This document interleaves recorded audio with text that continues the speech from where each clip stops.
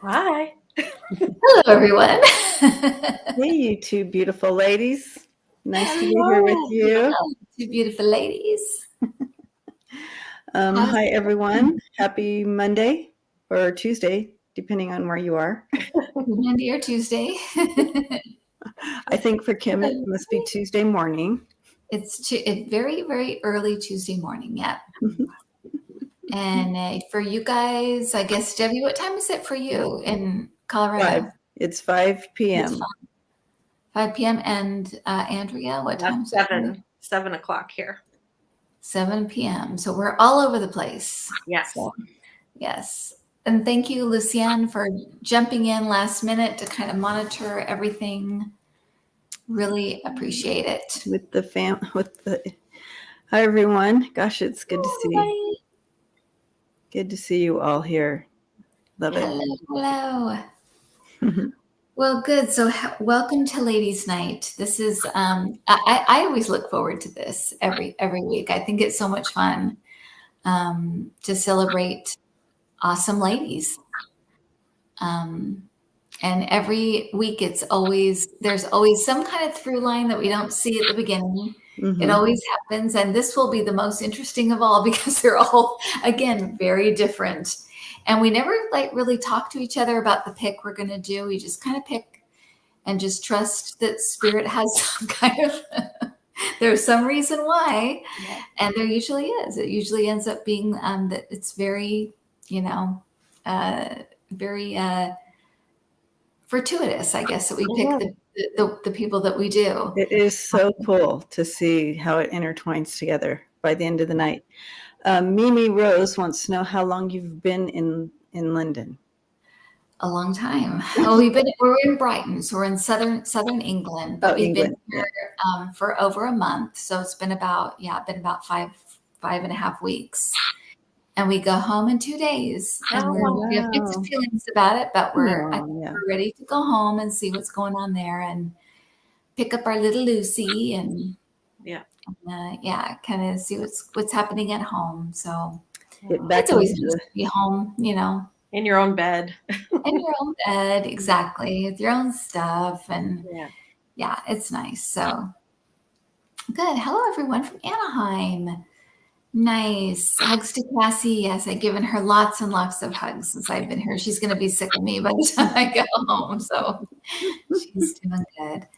All right, guys. Thank you, everybody, for showing up. And we are very excited to begin. Our first lady is, it was my pick, and it's Bette Davis. The Hollywood legend, Bette Davis. So, Bette Davis. And it's interesting because I feel like in the last day and a half or so, she's been talking to me. So I feel like there's stuff she wants to say. And I will kind of get to what I think she wants to talk about. And I think why she is talking to me in just a second. But I'm going to kind of give you some background. Now, am I the person who has to put Bette Davis in the thing? Yes. However, if you don't know how to do that, you can ask Lucienne to write the word Bette Davis, and you can just click on. Okay, so why don't we do that? So, okay. Lucienne, you can go ahead and write Bette Davis, and we'll click on you. Okay. That's good. Okay, so I'll just click on it. That will be very easy for me. When you see Lucienne's little Bette Davis, probably with hearts around it, you'll know. Yes. But so we can go with that. There you go. There it is. There we go. Okay, so now I just click on that. Yep. There you go. Thank you. Okay, thank you, Lucienne. Okay, so she was born, actually her name was Ruth Elizabeth Davis. So it was changed by the studio. She was born April 5th, 1908. I don't know what sign that is. So April 5th, whatever that sign is. Someone let us know. Yes.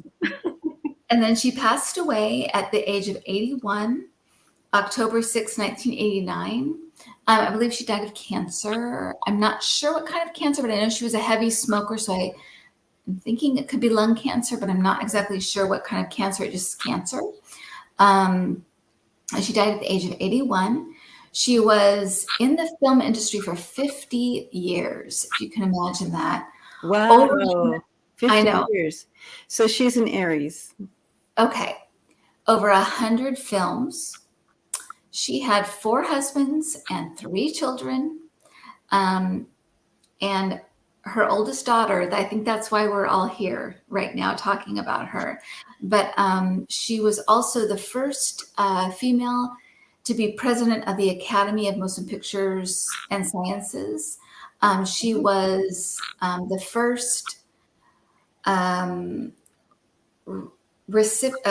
to receive the Lifetime Achievement Award from the film industry, from the film. I can't read my own writing, but from the Film Institute. So she was the first recipient of that. Just very, very active in the film, that whole scene from very, very early, from the 30s to till the 80s. It looks like she died of breast cancer. Breast cancer. Okay. She also had a really interesting resurgence in the 60s. She was kind of like considered kind of washed up, as a female performer in Hollywood. And in the 1960s, she had a resurgence as a horror film star. So she went into the film Whatever Happened to Baby Jane, and that's kind of how I know her, as like a horror film actress, actually, not from her early stuff, which is probably, I know her from All About Eve and those films, but really Whatever Happened to Baby Jane and Hush Hush Sweet Charlotte, super creepy film, but she was so good in those films, and it's the horror genre basically. That's awesome. And that's kind of where she got kind of a resurgence in the 1960s. So she was one of those, a very early on, knew how to kind of revive her own career in her own way, and just did what she had to do to kind of keep in the film industry. And so, she's an amazing lady. And but her oldest daughter wrote a memoir while Bette was still alive in 1985, and she kind of portrayed her mom. It was called My Mother's Keeper. And it was kind of a mommy dearest kind of book, and talked about her mom as kind of being a bully, kind of being an alcoholic mom, drinking too much. And I guess it came out on Mother's Day, and it broke her heart. And she said when she read it, she just wanted to die.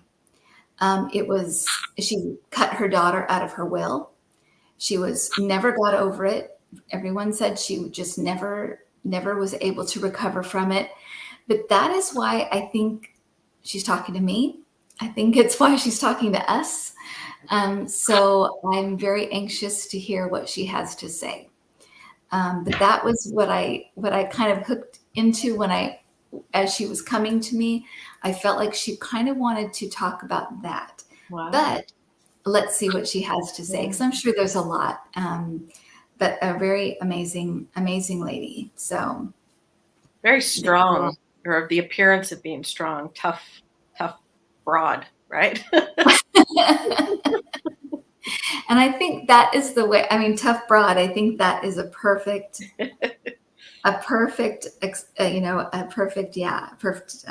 way to describe her. Danette says that her oldest daughter's birthday is April 5th, Aries, very bold and brassy.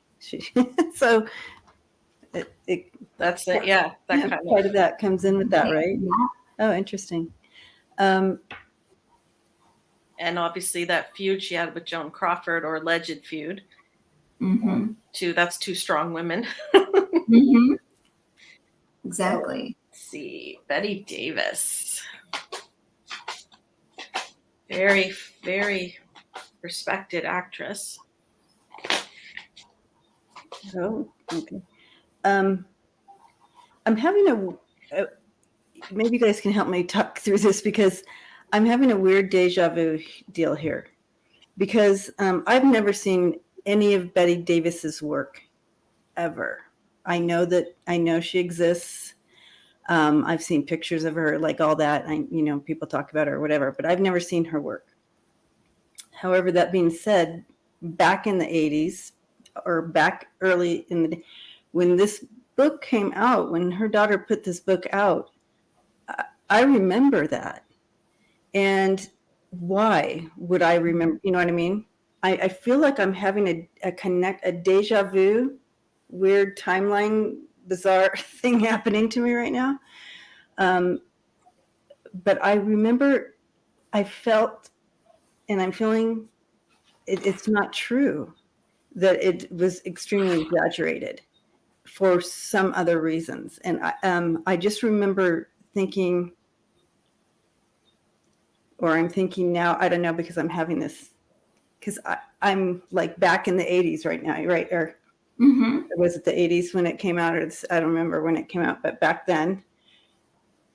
And having a strong emotion about the injustice that this daughter could write a book that could essentially just really destroy her character, her mom's character, and her true, self. But Mommy Dearest, I always felt was true. Do you know what I mean? Like that one, I always felt, even though I'd never seen her either. I didn't grow up with a TV. I didn't have it, so I didn't have the opportunity like you all.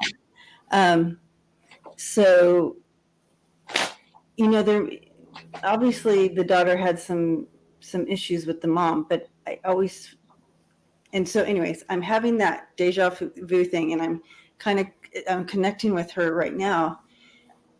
And there's injustice attached to this book.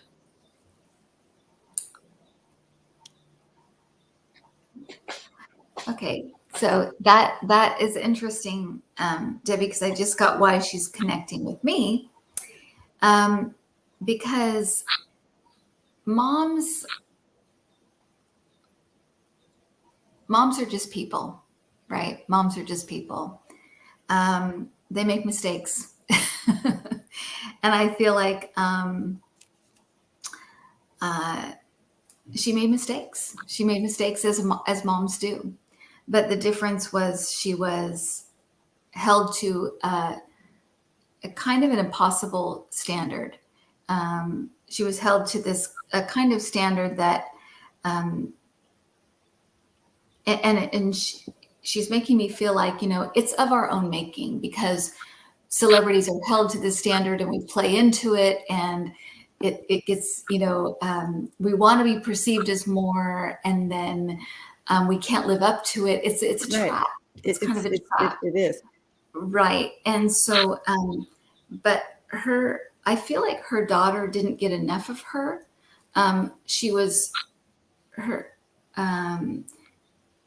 She's making me feel like everybody had a piece of her, and her daughter wanted more because it was her daughter.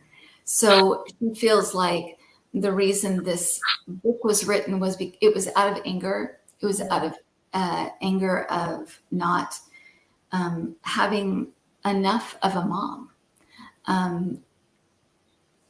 And she didn't, at the time the book was written, the daughter didn't have a lot of sympathy for, well, you should have been here. Too bad for, it's like it was written at a time when the daughter was not sympathetic at all, and suffering some of the consequences of not having a mom that was there all the time.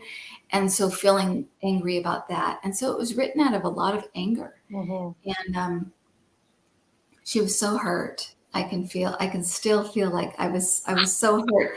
But at the same time, she's like, but I understand now. I know the place it was coming from. I get that. I know the place it was coming from. And if I had to do my part over again, I would do it differently. And if I could write her back into the will, do things differently that way, I would do it differently. It was everything that transpired was all out of anger. Mm-hmm. And hurt. I don't feel angry anymore, and she doesn't either. It was just it was a cycle, a negative cycle that just happened.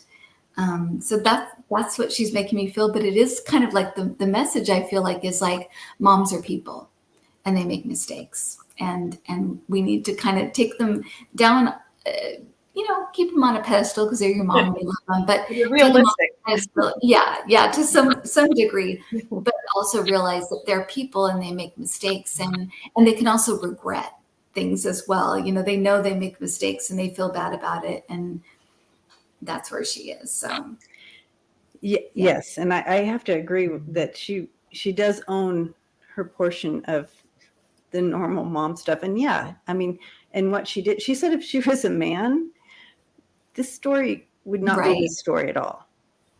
But because she's a woman, and this goes about everything, not just with her daughter, in general, the way she's portrayed a lot and like this. If she was a man, this is a non-story. Yeah. Right. So she wanted to say that as well. Go ahead, Andrea. The first card I got was workaholic, and you can see in the background it's a creative person. So her Bette Davis was in a career where you were on set for a long time or work strange hours, and she had to work a lot. I feel like she was the money winner in her family. Yes. Husbands coming and going, and she had to keep the house running and keep the children fed and yada yada. So she did work really hard, and she did love her craft. And I think the daughter resents the time away. She, as you say, she didn't get enough of her mother. Yeah. And I don't think Bette Davis understood it at the time when you have enlightenment and then a mother sort of figure. I don't think she realized it at the time. She was doing the right thing for her family and her career. She didn't realize it was going to have the opposite effect of what she wanted. And then I asked, why did the daughter write this? The daughter was doing this as some sort of cathartic. She thought this would be a renewal thing and let her release the grief from the past, but it didn't work. I don't see recovery. The daughter didn't feel better. The mother didn't feel better, and it went right, like that just lingered right to the end, which is terrible. I mean, if they could have talked that out versus, yeah, I think it was I got chills. The daughter not having the insight to understand what her mother was going through. She's one of the most famous women in the world, in a tough industry at a tough time, and seems like a single mom for quite a while too. Mm-hmm. Betty's saying that she responded out of that extreme like hurt. Yeah. And like, after all I did for you, after all I did and provided and kept this is how you pay me, or whatever. This is how you. She couldn't on this side wrap her mind around that, and because she didn't have it easy in the industry either. Mm-hmm. No, Bette Davis. No, she was. Like we know some of the stories in old Hollywood, and to think she went through all of that, and then her daughter writes that awful book. That would be a tremendous blow. Yeah, she's showing me some terrible things. And I don't know about her story, but she's showing me black eyes and everything. So I feel like there's some like real abuse that happened to her, like you said, in this industry or whoever, like, and being a strong woman, you don't back down, right? So they're the ones that get, it seems like you get it makes it worse, but still not her fault. I'm not saying it's her fault because she stood up and wouldn't back down from these things. I'm just saying that just in those type of situations, what we're seeing is through Bette Davis's eyes. She was doing the best she could. It may not have been the best. It may not have been the best for one of her children. It could have been fine for her other children, right? But she didn't realize whatever misstep she was taking that the daughter saw as a misstep. She didn't realize it. Right. And that's because she's human, right? Right. Yeah. And I do feel like somebody was asking who was the love of her life. So it's Meryl. Meryl, either that is a first name or last name, but I feel like that is who, answering that question, that's what she's saying. I don't get names usually, so that's kind of weird. But so either that's a last name, a first name, a middle Gary name. Merrill. What is it? Gary Merrill. Gary Merrill. Okay, there you go. That's very weird to get a name because I don't get names, but that is the love of her life, and I feel like actually that person was good to her, like really good to her, and I don't feel like I feel like she, like you said, she really had to be strong. There was a real strength there. And I feel like she's wants to say like her daughter was much more sensitive than she was. She wasn't particularly sensitive at the time. And she kind of lost some of her sensitivity through, it would come out in her work, but in real life, it was kind of, she was a little tough. She became a little hard-hearted because of all the things she had to deal with and go through. And so when her daughter would come and say, like, I don't like this, or I feel sad, or whatever, she kind of brushed it aside because it was just like, toughen up, honey. This is how the life is, that kind of thing. And her daughter was more sensitive than she was and took it to heart and wrote a book about it. She really did kind of keep it inside, but let it out in a different kind of way. And like you said, a really hurtful way to her. And at the time, like you said, didn't get over it. But now looking back, it's like, I understand, I see how this happened and what happened. And if I could reverse it, go back and talk to her, go back and deal with things differently, I would do it. Yeah. But I can't, it was the way it was. But let us be a lesson for you, that if you're having issues, you're having problems, try to talk it out, try to understand each other. Yeah, see each other through their own lens, not yours, right? So Yeah. I think she saw her mother as her mother. It wasn't just you have to realize she was extremely famous. Right. Again, at the time in the industry, there was lots and her job wasn't 9 to 5. Yeah. At all. Right. And home every night. That wasn't her job. Right. And again, like she said, if I were a man, this would not even be a story. Yeah. No, exactly. Which is pretty incredible when you think. So she says, on another note, she's coming out with a martini, and she's like, I'm celebrating the Me Too.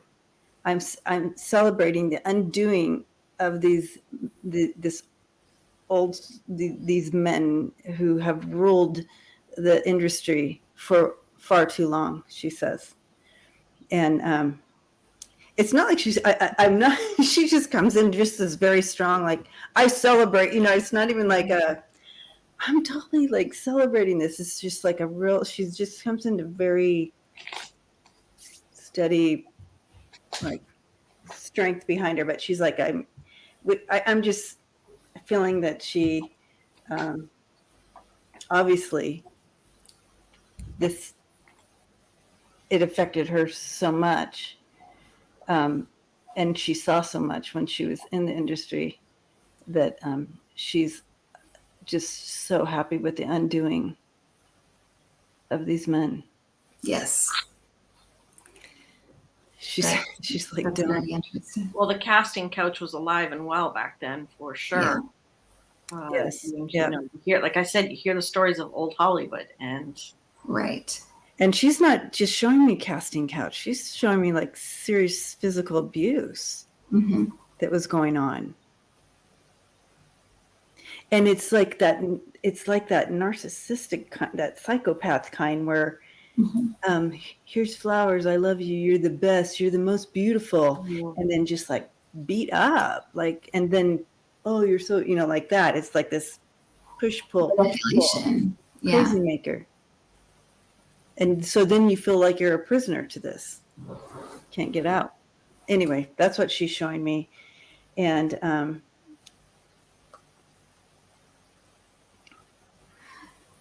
so she's showing you that the kind of things you actually had to kind of go through to maintain a career at that time. Not for everybody probably, but it was a lot of women's stories during that time. And once you have kind of a career, you're starting a career and you have nothing else, what else do you do? Right. Kind of play the game and go along with what's going on, because you don't have another road.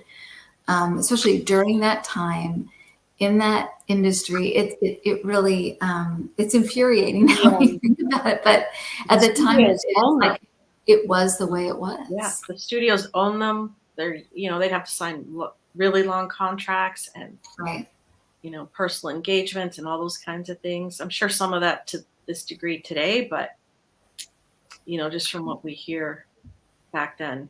And I think her daughter was more sensitive, clearly, and didn't understand her mother through her mother's eyes. Right. She just seemed to look through her own, and you got, even with your own family, you have to step back and be like, okay, wait a second. What is their reality? Exactly. It's not just what I think it is. It's what is it to them, right? I think that is what it is, Andrea, is she didn't have the perspective then.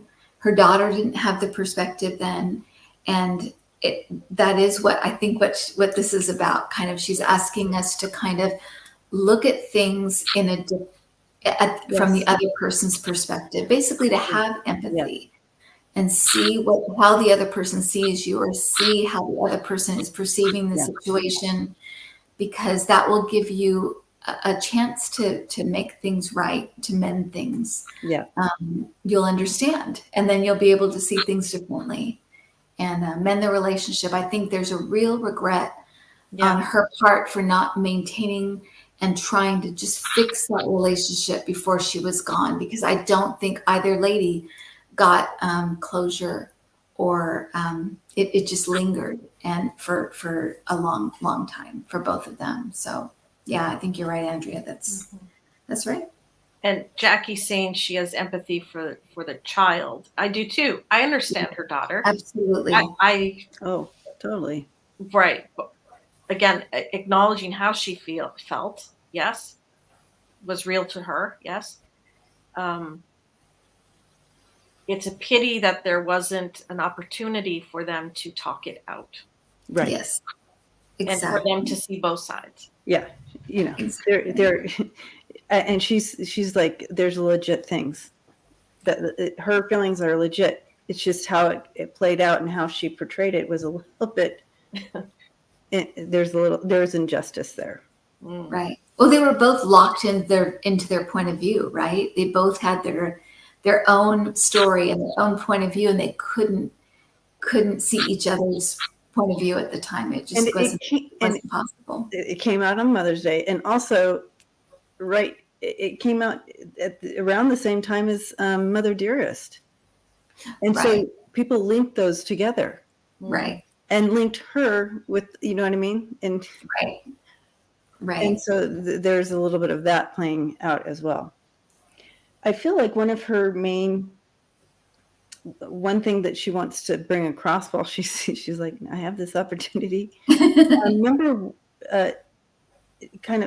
one is this our roles here as men and women, and how it plays out, and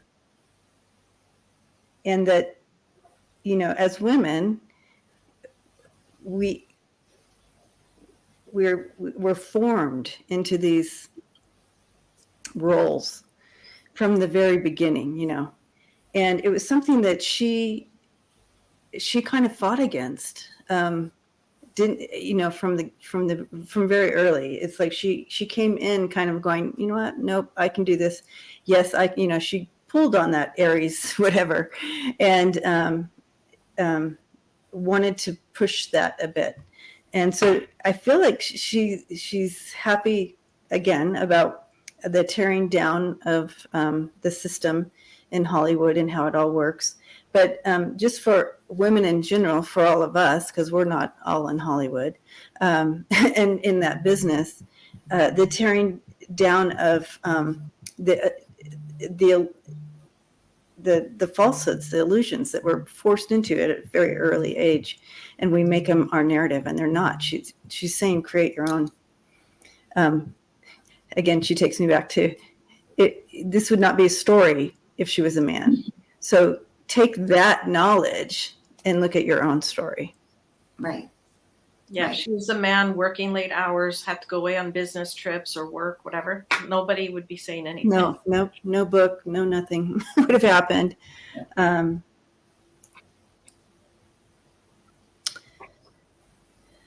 So yeah, that's just, it's an opportunity for everyone to just think about their own family. Yeah. Right now, your relatives, your own parents or your children. And is there anything going on where you think, well, maybe I should try to see it through their eyes, or do we need to have a talk? Exactly. And share our feelings through each other's eyes and not just, clash one way or the highway. Right. And when you react, step back and say, why am I reacting this way? What is it in me that is being triggered with this? And check that out before you respond in your, it's hard. I'm a Leo.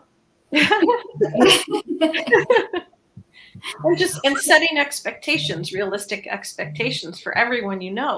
Everyone's not going to be perfect all the time, including yourself. So, Right. But right. yeah, it's better if you can to talk it out with the people in your life instead of writing a book. Right. For the whole world. And not giving the other person a chance to talk to you first. Exactly.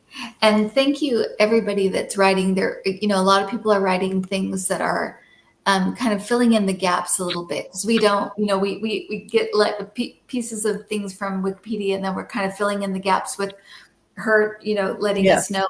Yeah. Bonnie Kay is saying the oldest children were hers. The other two were adopted. The second daughter had brain damage and was placed in a facility.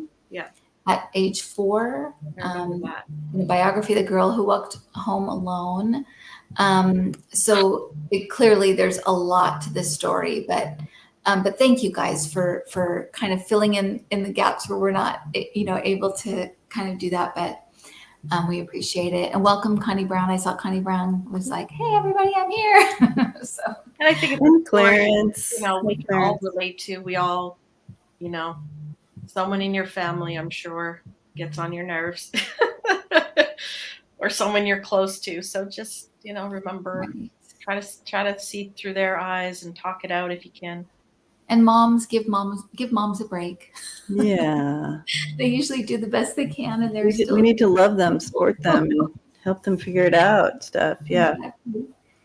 Exactly. So, okay. Anyways, Good. Thank you, Betty. Thank you. Thank you so much, Betty, for coming in, and what an amazing lady, and complex. Yeah. None of these stories are all good or all bad. They're always very complex and very complex. That's who we are. We're as human beings. Yeah, She's not even saying that her daughter didn't speak her own truth. Let's say, she just wished she would have fixed it while they were alive together. Right. Isn't that interesting? That's a very big message, right? Right. Fix it here. If you can fix it here, fix it here. Fix it here. Yeah, exactly. Yeah, I'm feeling that too, actually. I think you're absolutely right. So, okay, so let's go to Debbie, your pick tonight. Okay. I picked James Miranda Barry. The full name is James Miranda Stewart Barry, because she was born in Cork, Ireland. And I know it's a little confusing because I'm saying James. Everybody's like, what? So I'm repeating it so Lucian can write it down. Mm-hmm. James Miranda Stewart. You don't have to do the Stewart. Barry. All right. She was born in 1789, and her birth name was Margaret Ann Bulkey, and she was born in Ireland. And it was during the time. Thank you, Lucian. It was during a time, of course, where women were barred from any formal education, and certainly not allowed to practice medicine. Right. She was the second child of Jeremiah and Marianne Bulkey. And while still a teenager, she was sexually assaulted by an uncle, and gave birth to a baby whose name is Juliana. But it was told to society and to everybody that was a sister. Very common at the time. Young women who gave birth that weren't married suddenly had a sibling. Yeah.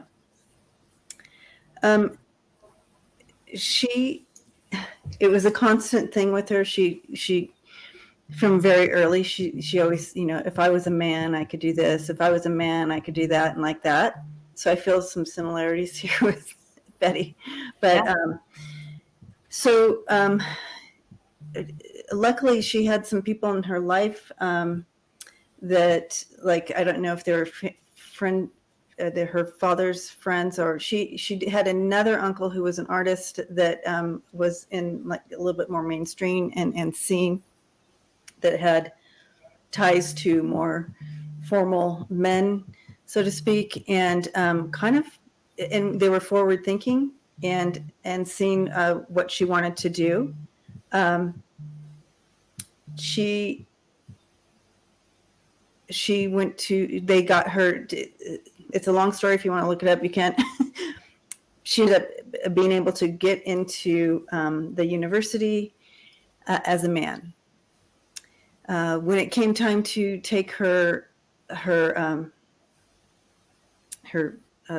tests at the end, isn't this weird? At the end, they think you're too young to even be in college. She's about ready to take her tests, and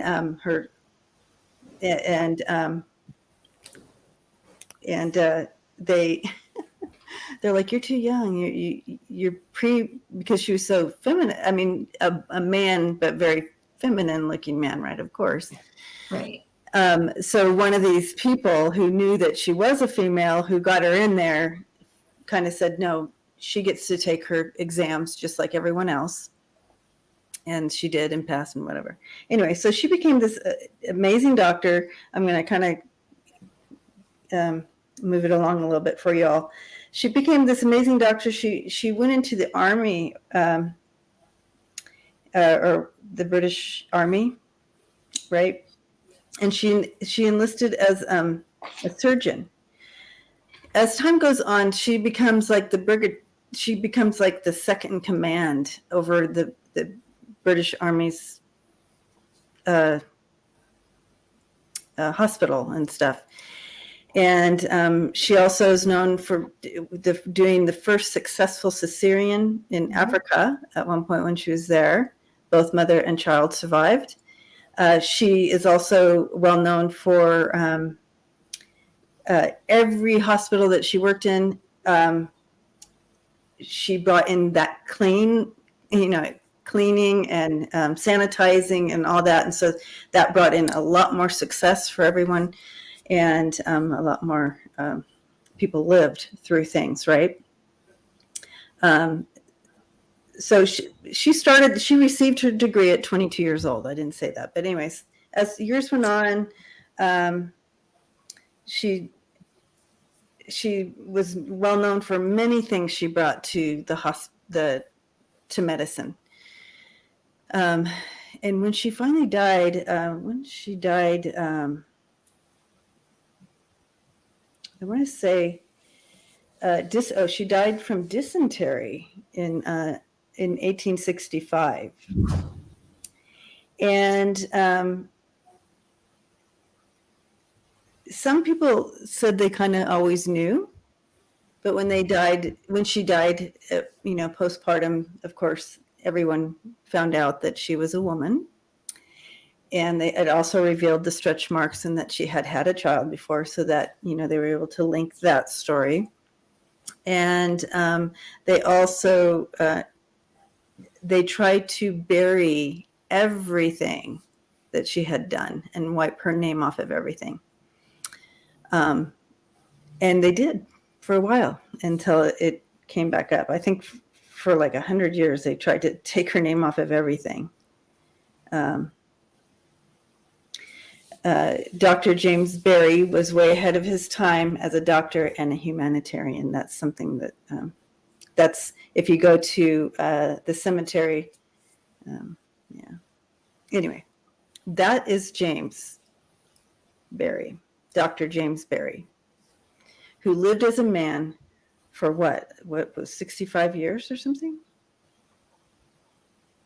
So 65 years. Excellent choice of someone to read on, Debbie. Thank you. What a story, right?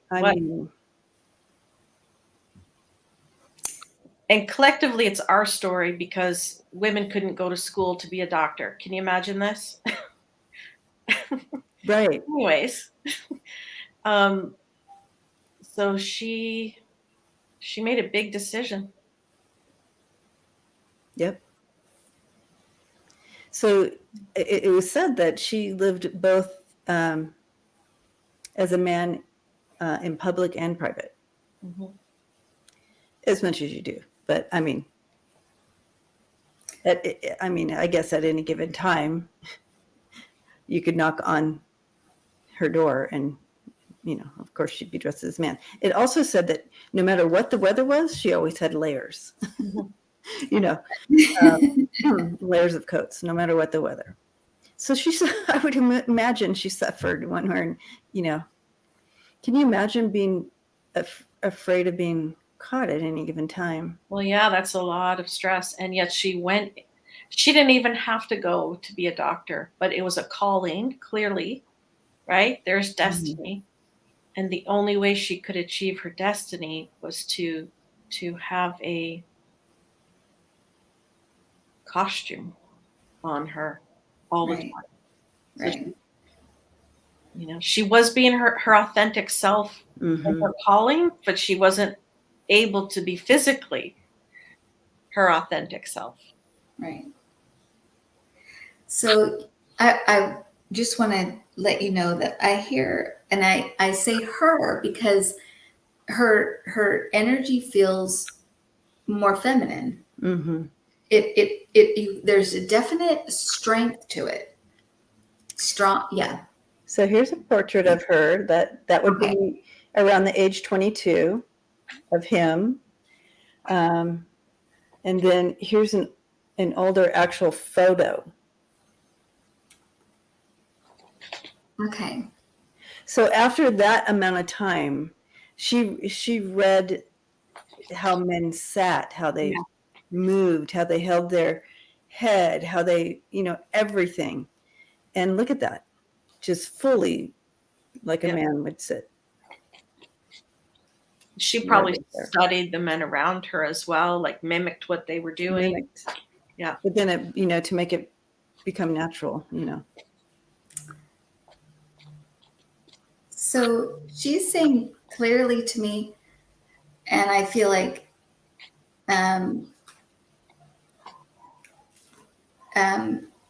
clearly to me that gender does not matter. And she's saying this, it's almost like, we're going to learn this. We're learning this now, but we're not there yet. We're going to be learning this. And that okay, maybe I hope this isn't too out there, but she's saying that male and female, feminine and masculine is a way to, she's saying like to organize things, to make sense of things. It's a very earthly thing. It's really not a spirit thing. And so, but we're going to learn this. This is going to come to a point where it really doesn't matter. Exactly. And we're moving into this, but it's going to be slow. It's not going to be overnight, because it would be too jarring and dramatic. But that this is going to kind of over time. We're going to learn that that male and female, masculine and feminine, it is very fluid. It isn't really as set as we think it is. And we're starting to see that. But yeah, labels, exactly. Labels. Right. But that this is it's a way we came to organize things, and it had its place, and it has its purpose, but that we're moving out of that. And we're starting to see the beginning of the moving out of this, where things are going to be a little more fluid and a little more open, and people will be able to be who they really are. It's held a lot of people in boxes. I mean, we talked to like Bette Davis, right? Yep.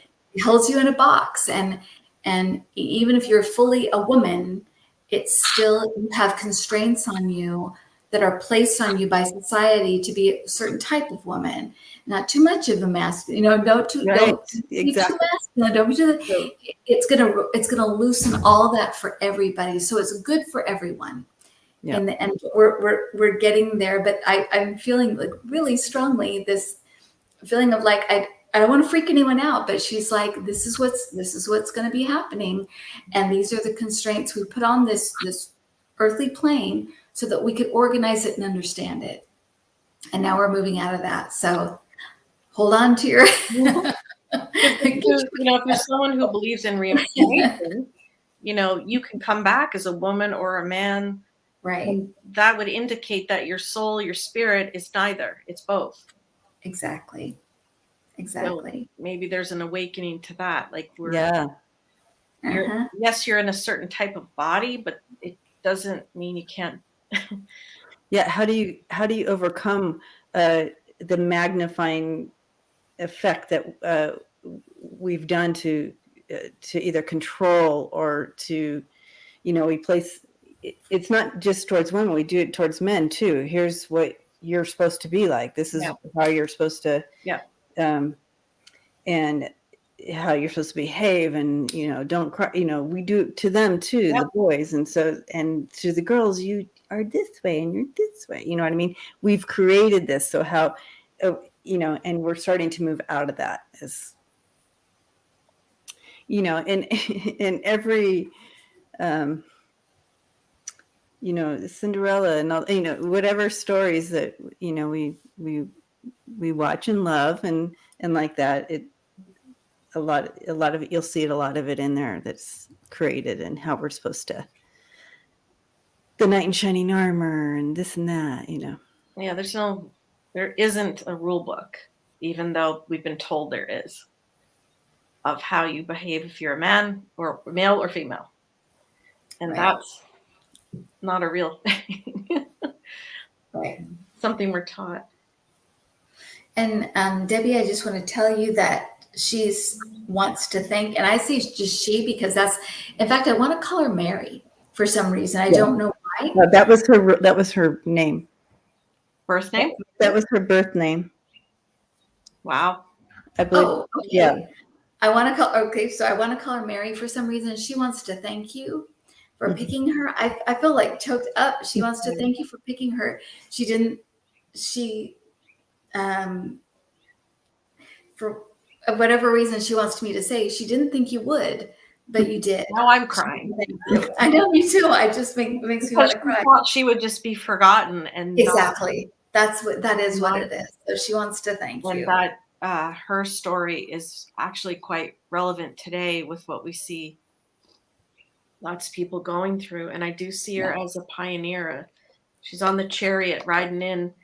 Oh gosh. Yeah. You know, she may actually become more famous as people discover her, and because it's what so many people are going through today. I mean, I wouldn't be surprised if a movie comes out on her. Yeah. I think you're right. Yeah. Yeah. I mean, what a story, right? I feel very connected to her for some reason. So she couldn't be a star as a woman, right? So she had to put her she had to bury herself, her real, so she could study. She had to give it up. But again, I just have this tremendous sense of oneness and calling with her to be a doctor. Yes. She had to do it. She didn't have a choice. This was what she had to do. And not only did she do it, she went right to the top. Like, she was the head of whatever. You did. So she really had to do this. This was really important to her. And what a tremendous obstacle. I mean, you know, guys, like, I know we all think we can have a rough day, but think about what she did and maintained for almost her entire life. Yep. Right. Yep. To heal people, to heal other people. Right. Wow. I get the same thing. What she needed to do. I get the same thing, Andrea, that she could no more. There's no way she could have given up that dream of doing medicine. No way. None. She would have done anything to do it. Anything, literally anything. Change your gender, fine, no problem. I'll just do that. I'll live this way, and I'll be what you want me to be to have to do this. It's fine. But yeah, that's really who she was. It was a doctor. It was genderless doctor. That's who she really was. Just doctor. Yep. Yeah. Not male doctor or female doctor. Exactly. It's interesting because she wants us to say her, you know what I mean? But yes, but we're all, when we're connecting with her right now, we keep saying her, she, like that. Yeah. And I would have been open to whatever she wanted, but literally she's like, exactly. This is important. I am a woman, and that was stolen from me to become what I wanted to become and do. And because of, where society was. And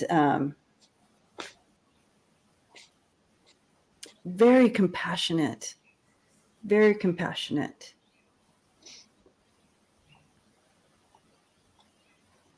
Because she could have just done anything else. She could have worked in a hat store or a vegetable store or been a housewife, whatever. Mm-hmm. Willing to lose it all to get it all. I think once you have a baby, though, I think you're kind of ruined, right? She wasn't married back then. Well, I mean, just like she could have got a job. She didn't have to be. Right. Yeah. Or she could have married some old. She could have married somebody. Old man who, back then, if you were. Oh man, I just get chills. Are you willing to give up things to live your destiny? Or I don't know the words right now, but I'm feeling them. Yeah. Are you willing to do what it takes to be who you're supposed to be? Wow, Andrea. Right. Yes. That's huge. Well, and I think in the position that we're in as being in this field, intuitives and having abilities and there is a when you come out with this stuff, especially publicly, there's always a risk and a scariness to it. It's scary, right? It's scary to put yourself out there. so I feel like that's kind of in the position we've all been in. And then it is the bigger question. What are you willing to put on the line to risk to and I don't sense any regret from her. I think she wished she no, didn't have to do not it. at all. Right. But if she would do it again. There was no way around it. And I'm just getting the connection, and we're going to see it in the next person too, is that these women were in a man's world, if that makes sense. So the Hollywood scene at the time for Bette Davis, and obviously for James Barry, it was a man's game at the time. And these were women who were sort of kicking the door one way or the other to get in and to succeed. But again, had to sacrifice to be part of it, right? So Bette Davis, children, marriages, whatever. And obviously with James Barry. And having to sacrifice something, they did have to, I mean, clearly, Bette Davis, it's, she did sacrifice some of the relationships in her life. Definitely the relationship with her daughter. She kind of, as a mom, that's kind of how she sacrificed. So did Miranda. So did Mary. Oh, that's right. She sacrificed. Yeah. So she had to leave her daughter with her mom. Yeah. And but that was, I don't know. I'm just ready to burst into tears. But Debbie, thank you once again thank you for bringing her forward, because wow, did she need to be heard? And I could see her thinking like, oh, they'll just forget about me. Right. No. Nope. No, we hear you. No. I'm really linked to her somehow. Yeah. She feels very present in this reading we're doing. So she's actively involved and I think quite glad that this is happening. Yeah. So everyone, maybe take some time and look her up this week. Maybe we all hope for that, just to learn a little bit more about her. And maybe someone who's struggling with their own identity, and you could share her story. And maybe that will help with somebody. Right. Yeah. Yeah. Great pick, Debbie. Yeah. Thank you, Miranda. Like I said, I keep wanting to call Mary, but thank you. Mary, whatever name she wants to go by. Whatever name she wants to go by. It's all good. All right. Well, the next one we're going to read on is also a woman who's stepping into the man's world, I guess you could say, given some of the facts about her job. So I picked Leticia James. Yay! So Lucian she'll be able to spell that easily. Yeah, she'll know that name. Leticia James. So she is obviously someone we all know front and center in the news today and the projects that she's working on. She was born in 1958. She's 62 years old. She was born in Brooklyn, New York. She is one of 8 children. And I always think it's such an interesting dynamic when people have large groups of siblings. I think you really get socialized very well, I find, because you have to deal with a lot of people in your house. Yeah. I don't know. I noticed something when I see people who have siblings. So talking about a man's game, she is the Attorney General of New York. She is the first woman and the first African American, I believe, to hold the position, which is 2 milestones that are should have been broken before 2021, but here we are, and thankfully she's in place. So I wanted to pick her because of the strength that I feel she must have to do what she's doing. So she literally went up against the NRA, which, my goodness, I mean, talk about uh, a, a, a big boys club to go up against. She's also going after some others in the news, as we all know. Mhm. And I just wanted us to get know a little bit more about her, and see what we can get. I think she's going to be going down in the history books Mhm. in the due course of time. Mm-hmm. And I think there's bigger things for her to come still. And let's see what we can get. And I really rally and support her because that's a tough gig. Yes. Bless you. Bless you. Did you just sneeze? Me? Kim, Yeah, Kim. No, here, this is Andrea sneezes like this. I know. People make fun of me. Like, A squeak. I'm like, what did you No, think I I was going to do? I just sniffed. So I just went, I just sniffed. So it wasn't a sneeze. It wasn't an Andrea sneeze. It was.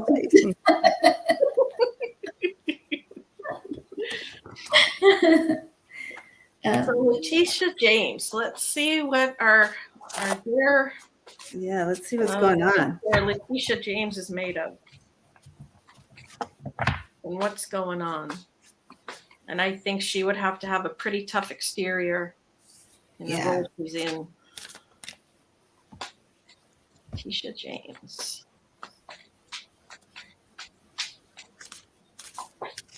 So the first thing I'm getting with her is that she doesn't. She's very precise, exact. She doesn't take chances. She's very committed to facts and figures. She's very, to me, she almost comes across like her energy almost feels scientific in a way. Very, very exact, very precise. She wouldn't make anything up. She wouldn't, pull things out of the air. Everything's very. She has her stuff. I mean, if you're in trouble with her, she's got all the facts and she's got everything. So be afraid. Be very afraid, because I feel like she just does not play that way. She makes sure she has all of her ducks in a row. There's something very, very precise and exact about her. So, like I said, she almost comes across like a scientist. Like she has the facts in front of her. She doesn't take chances. That's the way she feels. She's a Libra, so she's got the justice scales. Okay. In her sign. So again, weighing everything out. Yeah. I bet she leans towards Virgo as well. So what I see is wisdom. So she's wise, but beyond her years. I think she's an old soul. And I think she can tap into things. Maybe she's a little bit of the gift on her side, right? It's funny when you said she's meticulous and all that. I get the perfection card. So she is perfect. She wants everything perfect before she speaks. She wants to know that it's all good. And that's red root chakra. That's the base of who she is. And then I got facade. So she's got this sort of cool demeanor. And what I'm also getting from that is she's going to hold her cards to her chest. Like, she's not going to tip her hand. All going to be this sort of, does she know what's going on? Does she have all the info? She's not going to let you know. She's just got this sort of, what do you, like a long stare. Like if you were in a blinking contest with her, you would lose.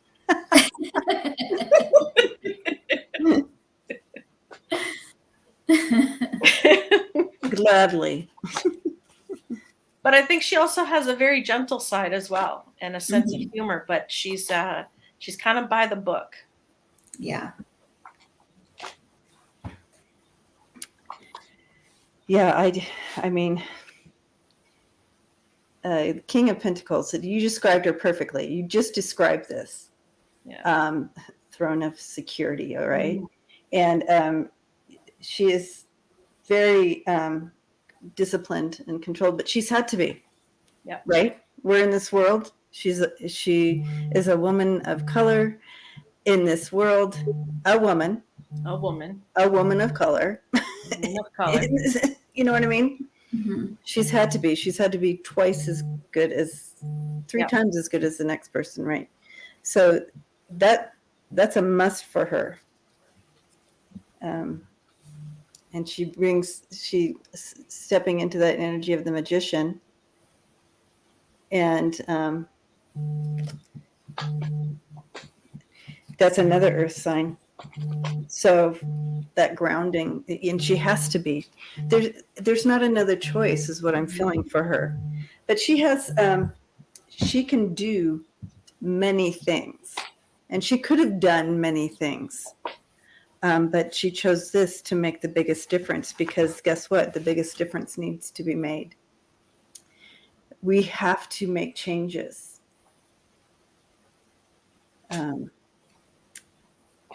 We have to change. And she's ready to put an end to some things. Yes. The thing with her that we can send prayers to her is we have the Chariot in reverse with her as well. So this is a bit of a challenge for her. So this is the Chariot upright, okay? It's coming in reverse, so that's a bit of a challenge for her. So I feel like she does have some insecurities that she does not show, but it's there. So that's something that we probably could send some prayers and encouragement her way. Yeah, that we're excited for her and what she's going to do, and that we support her. Yeah, and that way she knows that she has all the powers coming together to move forward for victory. She's not alone in this. So kind of feeling a little bit of that, and which makes sense.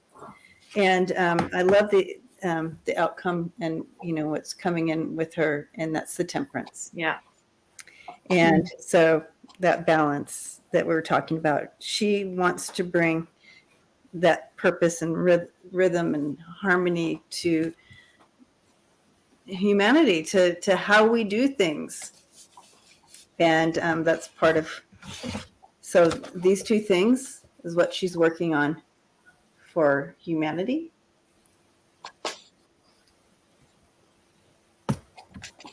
I see her working a lot of hours too. Mm-hmm. Just putting in, all the time she can, and even overtime. Again, she has to. She has to. I mean, she's not the man. She's not the old white dude or the white woman. You know what I mean? Yeah. And again, this is someone else we see live in their destiny. Right. A calling, fighting an uphill battle to get where she is today. And she didn't stop. Two other things I'm getting with her is that, and these are just asides, so these are the weird things I pick up, but one thing is that she can't stand liars, which is bad news for some people that I can think of. Right. But there's something about this that goes back to childhood with her. I'm not sure what it is. I don't know about her childhood, but there's something about lying and childhood. There's some story there. I don't know. She can't stand lying. It's just, it's not, she can't stand it. And I also feel like she has infinite patience. Yeah. However long it takes, it's like she'll wait until she has all the things she needs to have.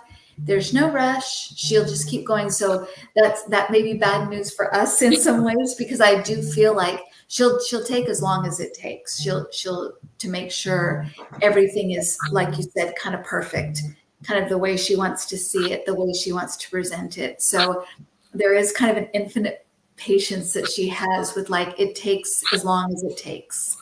I'm not going to rush anything. I'm not going to push anything and go halfway. Right. I'll make sure everything's there, and I will be patient to do that. But the lying thing is, I just feel like, oh, that's not that's not good for some people who like to lie. And I think we know who those people are.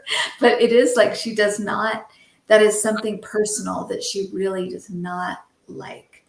Not that any of us like liars, but she particularly. That's one of her things. Yeah. There's something about that really insults her, who she is deep down.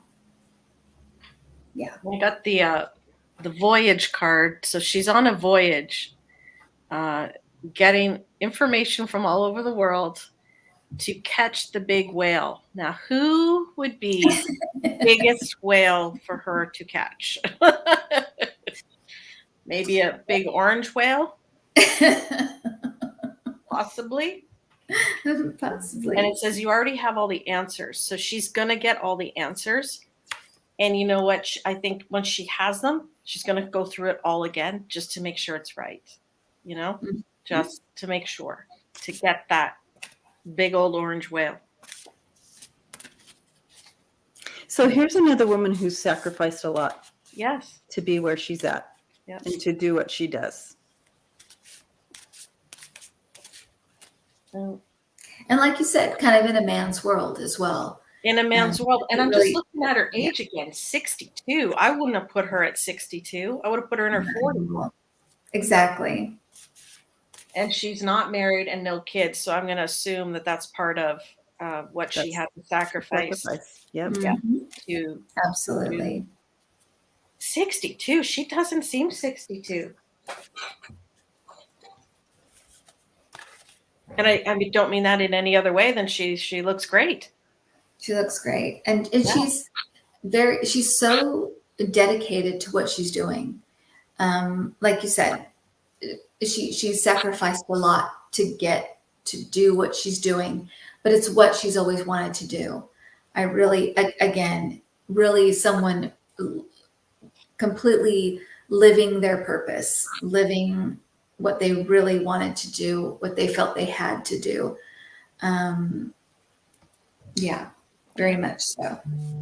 You know, I just asked, you know, what is she doing? What's happening? What is she bringing in right now? Like, what's her next? What's she working on? Okay. And the chariot came in, but it was upright this time. Okay. I love that card. I do too. And she's bringing in the revolution. Oh my gosh, you guys. It says in the sign, defend the sacred. Anyways, she's bringing it in. Like she's doing what you just said. She's bringing that in, and we're going to be really happy about it. We got the 10 of Cups. So yeah, that's happening, and she's on it.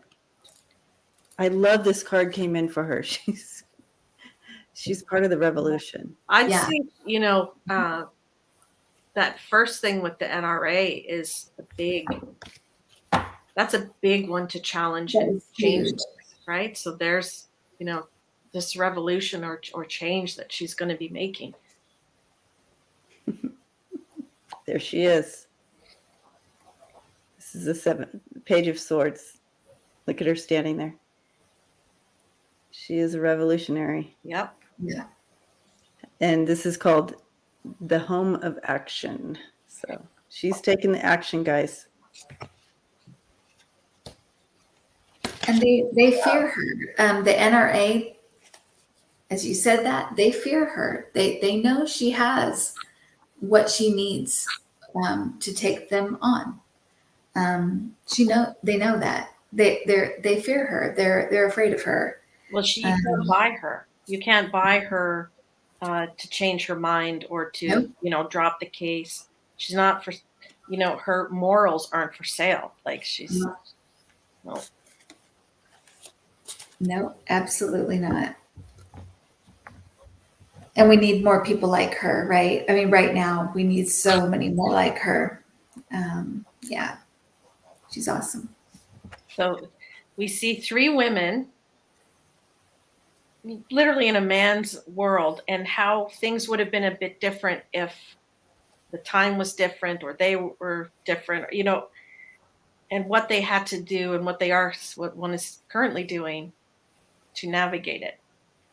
And literally taking us from like the 1800s to modern day. Exactly. Every single one of them having this experience, very linear experiences in a man's world, what they wanted to do, doing it anyway, finding a way to do it without. They did have to sacrifice. They had sacrifices to make, which all sacrifice a lot. Yeah, and which shouldn't scare any of us to have to make some sacrifices when we really want to do something. Not to be surprised, I guess. Not to be surprised by the fact you may have to make sacrifices to do the things you really, really want to do. It's sometimes as part of the game. You kind of have to give things up to get things. I think or to get what you to live what you think you should be living, or to do what you think you should be doing. Yeah. Right. Amen. Well, thank you, Leticia. Yes, thank you, Leticia James, and we'll be watching. Right? Yeah, get your popcorn, because she's going to be one to watch for sure. And like you said, I think is going to be one we're going to read about. Oh yeah. In the history books to come. She's one of those. So yeah. So everybody go out and live your dream. Do what you think you should be doing. It's okay. Yeah. It's really given me a lot to think about. This one's really deep tonight. Yeah. Well, they're all. It is. This one's, a subject matter that I'm contemplating myself. So I'm really going to think about, I know, right? What are you willing to do what you want to do? Exactly. Or give up or sacrifice. Or whatever. I feel like also they've sacrificed a lot, so we don't have to sacrifice as much, right? Yeah, for sure. Of course, but it's still going on. There's still so much to be done in that area, It's a deep question, and it particularly for women, because usually women do have to sacrifice more, more often. Yep. Depending on what they're going into, still than a lot of men, right? Like Bette Davis was like, if this were a man, This we wouldn't even be story. about this, but it's because it's women that, Yep. This is a thing. Yep. Well, good, guys. Well, thank you, everybody, for showing up. Yeah, thanks for hanging out. I just love seeing everybody here. I do too. It's so much fun. Thank you, everybody, for showing up and also for throwing in those facts and things that we don't have access to as we're going. It's so helpful to see those. Oh my gosh, yeah. Little things pop up. So we're really appreciative of that. And so thanks for hanging out with us. And I love doing this. I love this show. It's so much fun. So next Monday night we'll be back. I think we're on my channel. Correct. On Monday, so we will do another episode, and I hope we've inspired you. I know this show always inspires me for the week. It so does. These stories, they come alive, and the energy moves, and it really does stick. And I think it's making movement. And how I'm doing things, I feel like, Andrea, that like you said, that you've been taking inventory, and so I hope that it helps. I hope it's helping everyone, because it certainly is for me. Yeah, it is for me too. Thank you, Lucienne, for jumping in last minute, and I really, really appreciate that. Thank you so much, and thank you guys for showing up and hanging out with us. Thank you, Debbie and Andrea. You're welcome. We'll see you next time. Bye, everybody. Bye.